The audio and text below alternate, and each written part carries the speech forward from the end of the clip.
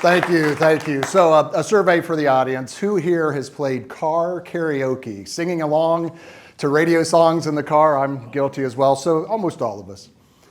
So why is that? Why is that so infectious? Is it the artist behind the song? Is it the song itself? Maybe it's the marketing that gets the song on the radio and then a great video is made, and maybe it gets on a blockbuster movie soundtrack, or you go to the concert and sing along.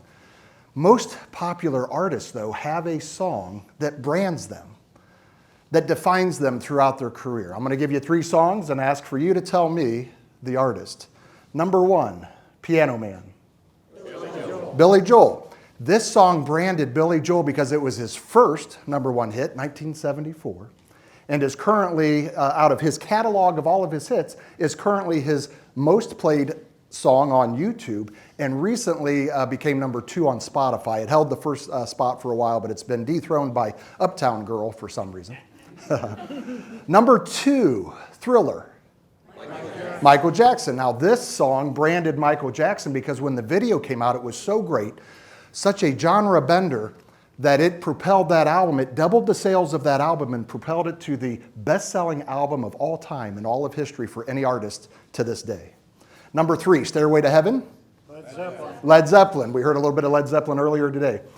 So this song branded Led Zeppelin because it was the most requested song on FM radio stations without ever being commercially released as a single in the US. And when you look at just the radio, not YouTube and other streaming places, when you look at just the radio, it has logged almost 3 million radio plays.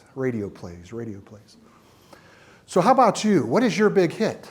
What is your branding? Where's your positioning? In a room full of similar sounding songs, a sea of sameness, as Shauna would say. That's a lot of S's. How do you differentiate yourself? How do you sell yourself? Well, the first of 8 things we're going to talk about today is your business card. It could be a first impression. It's an extension of your personality. The choices you make in paper, design, layout speaks to you, speaks to your branding. Are you a vintage person that likes a textured paper? Are you vibrant like a glossy, double-sided, shiny business card? Now, I used to say, are you an outside-of-the-box thinker with a vertical card? But I've learned today we're supposed to just throw that box away. Are you modern like a rounded corner? Now, for the guys, we can't pick our teeth as easy. I heard a lady laughing, so she knows what's going on. Are you bold, like a very thick business card? Luxurious, like a felt card, almost like blue suede shoes on the skin. Maybe you have so much information. This was an old business card of mine. Yeah, we'll just throw that. All right, so no matter what design you pick, no matter what layout, whatever colors you choose, we've got to make sure today we've learned as well to build trust with an authentic photo. Now, this is on a white background because my mugshot was not available.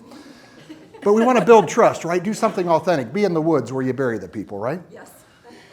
And don't forget about these QR codes. I know that's a little small for the audience to see, but business cards now are getting QR codes which can take you to a digital business card where that person can, with one click, add your contact info into their device. Now you might ask, what can I do with this design once I'm done with the business card? Glad you asked, Jim. You can turn that into a ID or name badge. You can create a sticker,